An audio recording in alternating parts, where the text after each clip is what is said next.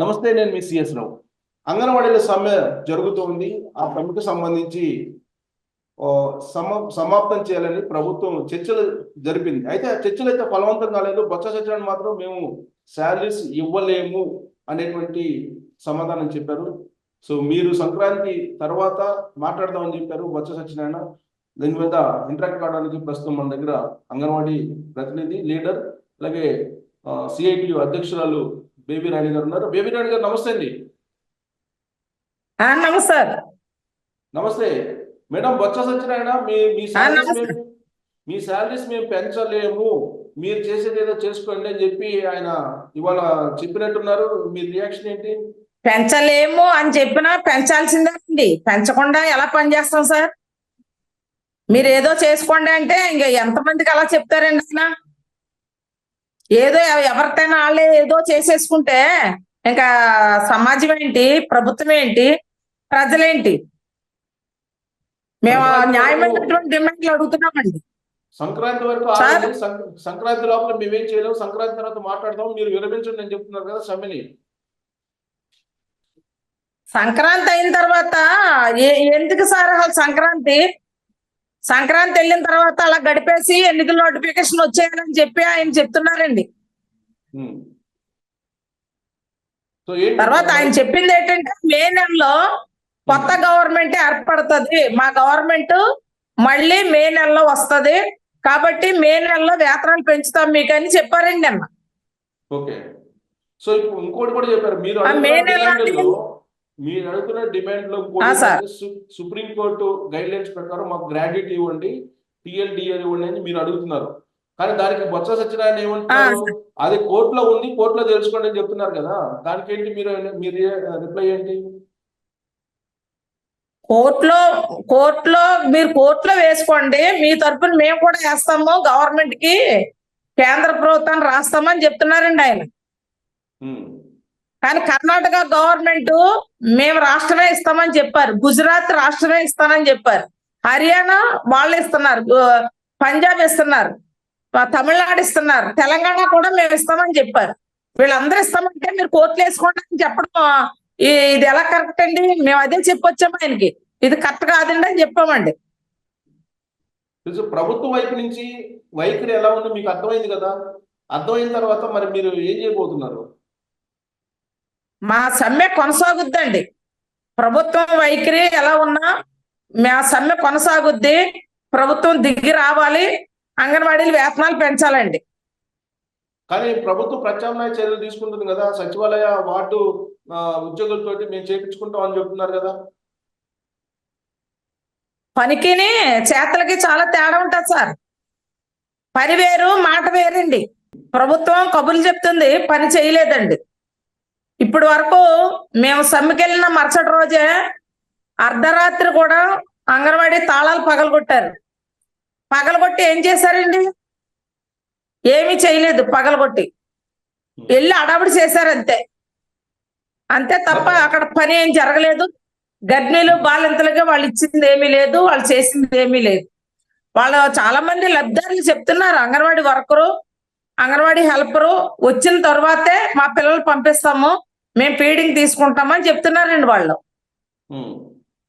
So ఇప్పుడు లబ్ధిదారుల మద్దతు ఉందండి. ఇప్పుడు వాస్తవంగా మీరు పెట్టినటువంటి డిమాండ్లు 11 ఉన్నట్టుంది. వాటిల్లో మేము 2 తప్ప అన్ని ఇచ్చామని చెప్తున్నారు బొత్స సత్యనారాయణ. మిగతా ఇచ్చినట్టేనా? లేదు సార్, అది కూడా ఇప్పుడు మేము 5 లక్షలు ఇన్సూరెన్స్ అడిగాం, రిటైర్మెంట్ బెనిఫిట్ 5 లక్షలు అడిగాం సార్. 5 లక్షలు రిటైర్మెంట్ బెనిఫిట్ అడిగితే వాళ్ళేంటి, వాళ్ళు సొంతంగా వాళ్ళు చెప్పేశారండి, ₹1,00,000 అంగన్వాడీ వర్కర్కి 40,000 హెల్పర్కి ఇస్తానన్నారు. అంగన్వాడీ హెల్పర్ 40,000తో రిటైర్ అయిపోయాక ఎలా బ్రతుకుతుంది సార్? పైగా రిటైర్ అయిన తర్వాత కనీసం గవర్నమెంట్ మామూలుగా ప్రజలకు ఇచ్చే పెన్షన్ కూడా రావట్లేదండి అంగన్వాడీలకి. అంగన్వాడీలు ప్రభుత్వ ఉద్యోగులని వస్తుంది ఆ యాప్ లోనని చెప్తున్నారు. రిటైర్ అయిపోయిన తర్వాత కూడా ప్రభుత్వ ఉద్యోగులని ఎలా వస్తుందండి?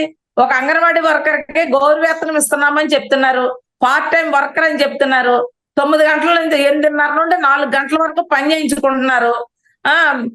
పని చేయడానికి మాత్రం పార్ట్ టైం వర్కరు, పని అయిన తర్వాత మాత్రం వాళ్ళు ఏదన్నా ఇవ్వాలనుకుంటే గవర్నమెంట్. ఇది ఎలా కరెక్ట్ అండి? ఇది కరెక్ట్ కాదండి. సో ఇప్పుడు మీకు టిఎల్డిఎల్ ఇస్తామని చెప్పారు కదా. అసలు ఇవ్వకుండా ఎగ్గొట్టేసి ఇస్తామని చెప్పడం ఏంటి సార్? 2017 నుండి అంగన్వాడీలకు ఇవ్వాల్సినటువంటి నెలకు 2 డిఏడిఏలు ఇవ్వాల్సి ఉంది. 2017 నుండి బకాయి ఉంది. మా బకాయిలు చెల్లించండి మేము మొరపెట్టుకుంటుంటే అవి ఎగ్గొట్టేసి ఇప్పుడు మళ్ళీ కొత్తగా ఒక జీవో ఇచ్చి మేము నెలకి ఒక టిఏడిఏ ఒకటి ఇస్తాము, ఒక మీటింగ్ పెట్టి అంగన్వాడీలకి ఆయమ్మలకేమో 2 నెలలకు ఒకటి ఇస్తాము అని చెప్తున్నారు. ఇది ఎలా కరెక్ట్ అండి? 2017 నుండి ఇవ్వాల్సినటువంటి బడ్జెట్ ఏది మాకు? అది ఎగ్గొట్టేశారు. అది ఎగ్గొట్టేసి మేము ఇవ్వలేమంటే ఎలా కుదురుతుందండి? అది మళ్ళీ మేము ఒకటి ఇచ్చేస్తున్నామని చెప్పి అది పంపడం ఇప్పుడు ప్రజలందరినీ తప్పుదారి పట్టించడమే కదండి అది. ఇప్పుడు ప్రభుత్వం పరిష్కరించినటువంటి సమస్యల్లో మీకు కరెక్ట్ గా ఓకే పరిష్కరించారని చెప్పి అనిపించినటువంటి అంశం ఏదైనా ఉందా? మీరు పెట్టినటువంటి 11 వాటిలో ఇదిగో ఫలాంటి కరెక్ట్ గా చేసింది ప్రభుత్వం అని చెప్పి అనిపిస్తుందా? ఉంది సార్. ఏంటంటే 62 ఏళ్ళు రిటైర్మెంట్ బెనిఫిట్, రిటైర్మెంట్ వయసు 62 సంవత్సరాలకు పెంచారు సార్. అది గవర్నమెంట్ ఉద్యోగులకి 62 ఎప్పటి నుండి ఉందండి. అయితే అంగన్వాడీ వర్కర్లకు మాత్రం ఆయమ్మలకి వర్కర్లకి 60 సంవత్సరాలుగా రిటైర్మెంట్ చేసేస్తున్నారు. అది ఇప్పుడు 62 ఏళ్ళకి పెంచమని అడిగాం, 62 ఏళ్ళకి పెంచామని చెప్పారా, జీవో కూడా ఇచ్చేశారు. అలాగే ఆయమ్మకి 45 సంవత్సరాల వరకే ఉంది ప్రమోషన్ వయసు. ఆ వయసు 50 సంవత్సరాలకు పెంచారండి. అది ఇంతకు ముందే వర్కర్లు సూపర్వైజర్లుగా ప్రమోషన్ కి రాసుకోవడానికి ఇచ్చారు. వాళ్ళతో సమానంగా ఇవ్వడానికి పెట్టాము. ఇప్పుడు అది కూడా ఇచ్చారండి. ఇది తప్ప ఇంకేమీ లేదండి. డైట్ చార్జెస్ పెంచినట్టు చెప్తున్నారు కదా. లేదు సార్, పెంచలేదు. పిల్లడికి 5 గ్రాముల ఆయిల్, 15 గ్రాములు కందిపప్పు, 50 గ్రాముల రైస్, ఇది పెంచండి అని అడుగుతున్నామండి. ఆ బిడ్డకి కడుపు నిండా సరిపోవట్లేదు, ఇది పెంచండి అని అడిగితే దాని మీద అసలు చర్చే లేదండి. అలాగే ఫీడింగ్ కూడా క్వాలిటీ లేదు. ఆ క్వాలిటీ కూడా పెంచమని అడుగుతున్నాం. ఆ క్వాలిటీ కూడా ఇవ్వట్లేదండి. మరి క్వాలిటీ ఇస్తున్నాం అని చెప్పి జగన్మోహన్ రెడ్డి ప్లస్ ఎక్స్ మీద కూడా జగన్మోహన్ రెడ్డి బొమ్మేసి మొత్తం క్వాలిటీ పెంచమని చెప్పి క్వాలిటీ పెంచిస్తున్నాం అని చెప్తున్నారు గవర్నమెంట్. లేదు సార్, గవర్నమెంట్ గారి బొమ్మలన్నీ ఇప్పుడు జగన్మోహన్ రెడ్డి గారి బొమ్మలన్నీ తీసేయమని కదా ఆ కేంద్ర ప్రభుత్వం చెప్పిందండి. అవన్నీ తీసేయమంటే డిసెంబర్ అంటే నవంబర్ నెలంతా అవి తీస్తూనే ఉన్నారు. ఆ ఫోటోలన్నీ తీసేసి వాటిని పక్కకి నెట్ అంటే కొన్ని చోట్ల అయితే తగలబెట్టేశారు ఆ కవర్ లో, కొన్ని చోట్ల గొయ్యి తీసి కప్పెట్టారు. ఆ తర్వాత మళ్ళీ కొత్త కవర్లు ప్రింట్ వేసి ఐసిడిఎస్ సింబల్ వేసి అవి వచ్చినాయండి. ఓకే, ఇప్పుడు మీకు ఫుడ్ కార్పొరేషన్ చైర్మన్ చింతా ప్రతాప్ రెడ్డి ఉన్నాడు కదా, ఆయన విజిట్ చేస్తున్నారు కదా రాష్ట్రం మొత్తం కూడా. ఇప్పుడు ఆయన నిలదీయలేదు? చాలా సార్లు వెళ్ళేసామండి, చాలా సార్లు చెప్పాము. అతను గవర్నమెంట్ పెట్టిన ఏజెంట్ అండి. అతను ఏం చేస్తాడండి? అతను గవర్నమెంట్ ఏజెంట్. అతను అంగన్వాడీ సెంటర్లు రావడం వల్ల అంగన్వాడీలు ఆందోళన పోరాటాలు సమస్యల మీద చేస్తారు, నిలేస్తారు. కాబట్టి అంగన్వాడీలనే నీరుగార్చాలి, అంగన్వాడీ వర్కర్ని హెల్పర్ని బలహీనపరచాలి, వాళ్ళని కృంగదీయాలి. అదే ఆయన లేనండి. ఈ మధ్యకాలంలో మాత్రం మేము ఆందోళన పోరాటాలు చేస్తున్నాం కాబట్టి ఆయన అంగన్వాడీలు పాపము చాలా బలహీనులు, పేదలు, కష్టజీవులు, కాబట్టి వీళ్ళకి వేతనాలు పెంచాలని చెప్పాడండి. అలా చెప్పినందుకు ఆయనకి ధన్యవాదాలు చెప్తున్నాము మా యూనియన్ తరఫున. కానీ అది గవర్నమెంట్ అడుగుతానన్నారు. ఆయన అడిగారా లేదా అనేది మాకు తెలియదు. మళ్ళీ సమాధానం చెప్పట్లేదా మీకు? ఆయన కనిపించట్లేదా ఈ మధ్యకాలంలో? ఆయన మాకు ఎప్పుడు ఈ మధ్యకాలంలో రావట్లేదండి. ఈ మధ్యకాలంలో విజిట్లకి మేము సన్మాన తర్వాత ఆయన ఎక్కడికి రాలేదు. సెంట్రల్ మూస్తున్నాయి కదా సార్. సో ఇప్పుడు గవర్నమెంట్ వైపు నుంచి మీకు చర్చలకి ఆహ్వానం ఉండే అవకాశం లేదనిపిస్తుంది. ఎందుకంటే బొత్స సత్యనారాయణ మాట్లాడటం జరిగింది, అలాగే స్త్రీ సంక్షేమ శాఖ మంత్రి ఉషశ్రీ కూడా మాట్లాడారు. మేము శాలరీస్ పెంచలేము, అలాగే మీకు గ్రాడ్యుయేట్ ఇవ్వలేము అని చెప్పి చాలా క్లియర్ గా చెప్పేశారు. చెప్పిన తర్వాత మీరు ఈ విధంగా ఎన్ని రోజులు సమ్మె చేస్తారు? ఎన్ని రోజులైనా చెయ్యాలి సార్. ఎందుకంటే వాళ్ళు ఎందుకో దేనికి లేదు వాళ్ళకి డబ్బులు లేవా. బైజూస్ కంపెనీ చూడండి, వేళ బైజూస్ కంపెనీ కోసం వచ్చింది, అది స్కామ్ జరిగింది, 1200 కోట్లు అని చెప్పేసి 1200 కోట్లు చిల్లర అని చెప్పింది వచ్చింది.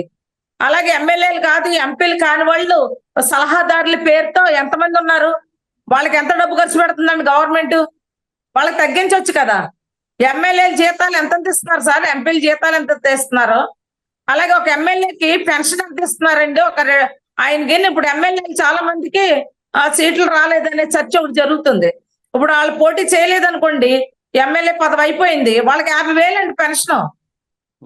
ఏ కర్మకాలి ఏ ఎమ్మెల్యే చనిపోతే వారికి 25,000 పెన్షన్. 5 ఏళ్లే వీళ్ళ పనిచేసేది. కానీ ఒక అంగన్వాడీ వర్కరు సంవత్సరాల తరబడి పనిచేస్తే పెన్షన్ లేదు. ఎంత అన్యాయం అండి ఇది.